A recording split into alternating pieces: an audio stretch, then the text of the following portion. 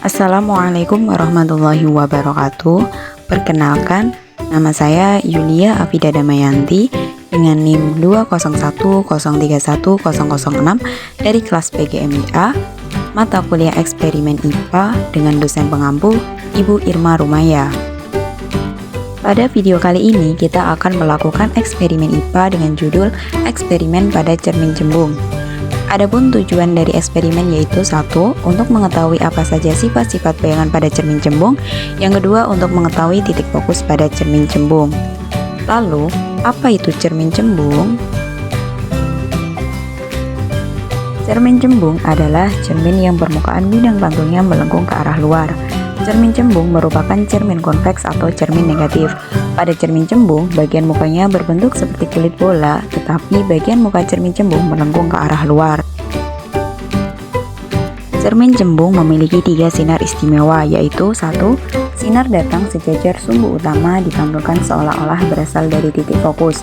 Yang kedua, sinar yang menuju titik fokus dipantulkan sejajar dengan sumbu utama. Yang ketiga, sinar yang menuju titik pusat kelengkungan cermin dipantulkan seolah-olah berasal dari titik pusat juga. Lalu, apa manfaat cermin cembung dalam kehidupan sehari-hari? Manfaat cermin cembung yang pertama yaitu sebagai spion kendaraan. Manfaat cermin cembung dalam kehidupan sehari-hari yang paling sering dijumpai adalah spion kendaraan. Kendaraan seperti mobil, sepeda motor, truk, dan kendaraan bermotor lainnya menggunakan spion yang terbuat dari cermin cembung. Manfaat yang kedua yaitu cermin tempat parkir. Di bagian pojok atas tempat parkir biasanya ditemukan cermin cembung berukuran besar.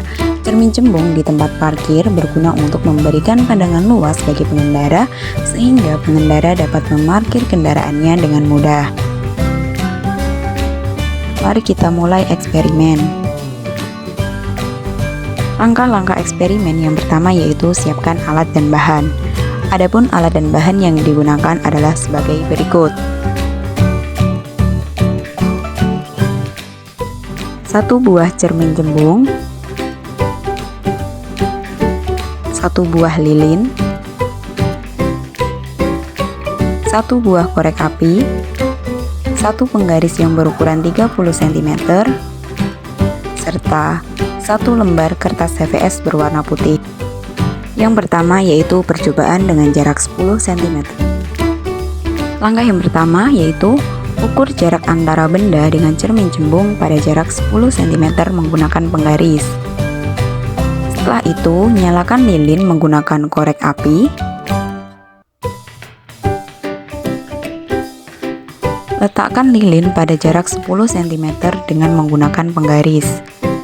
Setelah itu, letakkan cermin cembung pada ujung penggaris. Yang terakhir, kita amati bayangan yang dihasilkan dari cermin cembung dengan jarak 10 cm.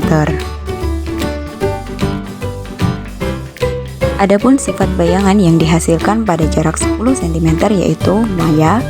Bayangan terlihat seolah-olah berada di dalam cermin, sehingga bayangan cermin cembung disebut maya. Yang kedua yaitu tegak.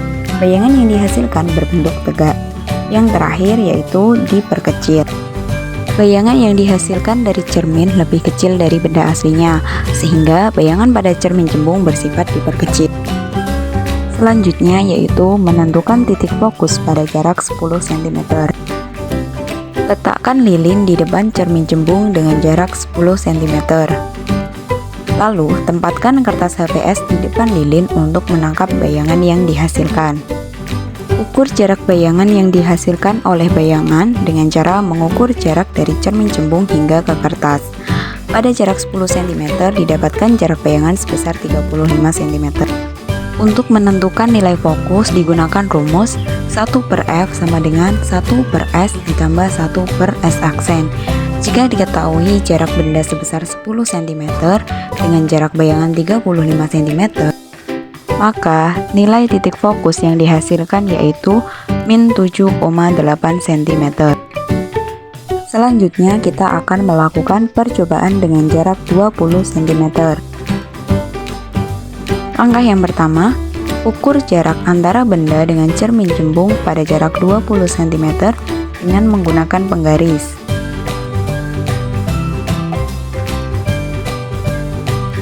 Setelah itu, nyalakan lilin menggunakan korek api. Lalu, letakkan lilin pada jarak 20 cm dengan menggunakan penggaris. Setelah itu, letakkan cermin cembung pada ujung penggaris. Lalu, kita amati bayangan yang dihasilkan dari cermin cembung dengan jarak 20 cm.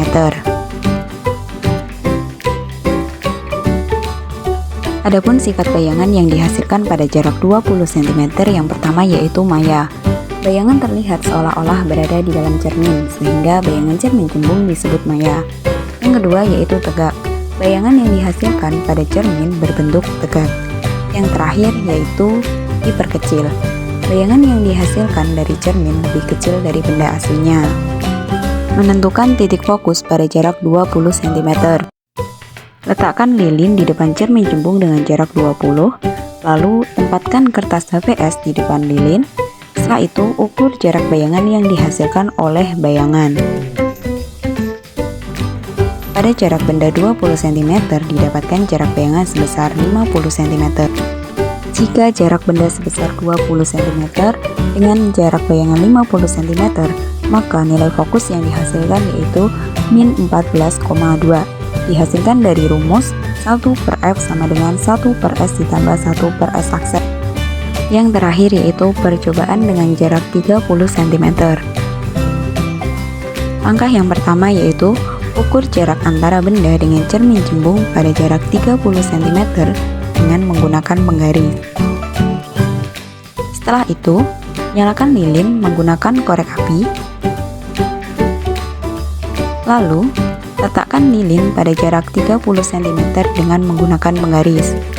Setelah itu, letakkan cermin cembung pada ujung penggaris. Yang terakhir, kita amati bayangan yang dihasilkan dari cermin cembung. Sifat bayangan yang dihasilkan pada jarak 30 cm yaitu 1. Maya, bayangan terlihat seolah-olah berada di dalam cermin. Yang kedua yaitu tegak. Bayangan yang dihasilkan pada cermin berbentuk tegak. Yang terakhir yaitu diperkecil. Bayangan yang dihasilkan dari cermin lebih kecil dari benda aslinya. Selanjutnya, menentukan titik fokus pada jarak 30 cm. Letakkan lilin di depan cermin cembung dengan jarak 30 cm. Tempatkan kertas HVS di depan lilin untuk menangkap bayangan. Ukur jarak bayangan dengan cara mengukur jarak dari cermin cembung hingga ke kertas. Pada jarak 30 cm didapatkan jarak bayangan 60 cm.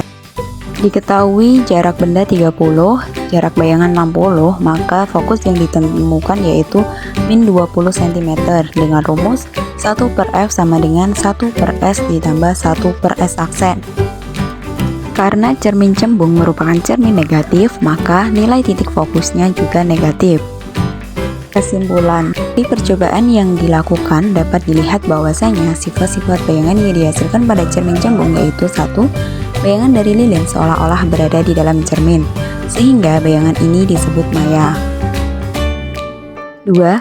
Bayangan yang dihasilkan dari lilin tersebut bersifat tegak. Yang ketiga, bayangan yang dihasilkan oleh lilin pada cermin cembung bersifat diperkecil.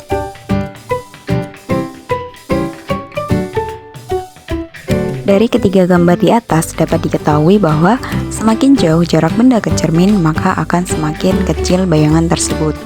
Sebaliknya, semakin dekat jarak benda ke cermin, maka akan semakin besar bayangan benda tersebut. Namun, meskipun jaraknya berbeda, tetapi sifat bayangan yang dihasilkan pada cermin cembung tetap sama, yaitu maya, tegak, dan diperkecil. Tabel perhitungan titik fokus. Pada jarak benda 10 cm dengan jarak bayangan 35 cm, maka didapatkan titik fokus sebesar min 7,8. Dengan jarak benda 20 cm dengan jarak bayangan 50 cm, maka didapatkan titik fokus min 14,2. Dengan jarak benda 30 cm dengan jarak bayangan 60 cm, maka didapatkan titik fokus min 20 cm. Demikian video tentang eksperimen IPA dengan judul Eksperimen pada Cermin Cembung. Semoga apa yang kita pelajari dapat bermanfaat. Wassalamualaikum warahmatullahi wabarakatuh.